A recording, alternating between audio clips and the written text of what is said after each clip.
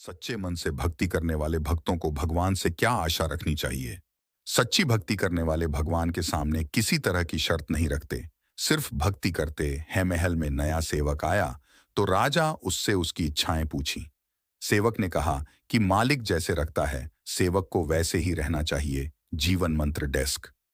भक्ति करते समय भगवान के सामने किसी तरह की शर्त नहीं रखनी चाहिए, जबकि अधिकतर लोग भगवान से पूजा पाठ करते समय, भक्ति करते समय कुछ न कुछ मांगते जरूर हैं। इस संबंध में एक कथा प्रचलित है। कथा में बताया गया है कि सच्चे भक्त को किस बात का ध्यान रखना चाहिए। जानिए ये कथा। कथा के अनुसार पुराने समय में किसी राजा के महल में एक नया सेवक नियुक्त किया गया। राजा ने उससे पूछा कि तुम्हारा नाम क्या है। सेवक ने जवाब दिया कि महाराज, आप जिस नाम से मुझे बुलाएंगे वही मेरा नाम होगा। राजा ने कहा ठीक है। उन्होंने फिर पूछा कि तुम क्या खाओगे।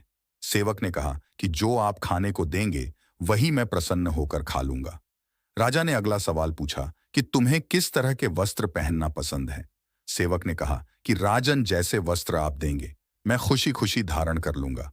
राजा ने पूछा कि तुम कौन कौन से काम करना चाहते हो। सेवक ने जवाब दिया कि जो काम आप बताएंगे मैं वह कर लूंगा।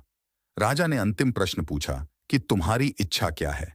सेवक ने कहा कि महाराज, एक सेवक की कोई इच्छा नहीं होती है, मालिक जैसे रखता है उसे वैसे ही रहना पड़ता है।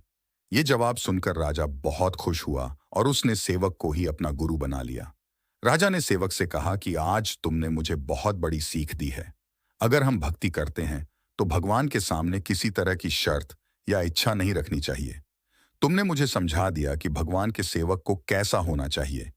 इस छोटी सी कथा की सीख यही है कि भक्ति करने वाले लोगों को सिर्फ भक्ति करनी चाहिए। भगवान के सामने किसी तरह की शर्त रखने से बचना चाहिए। तभी मन को शांति और भगवान की विशेष कृपा मिल सकती है।